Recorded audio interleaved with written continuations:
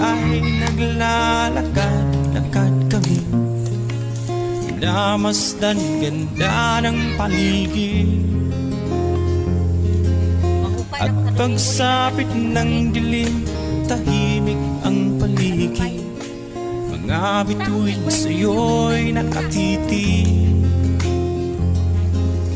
Pagkagising mo sa umaga'y maririnig mga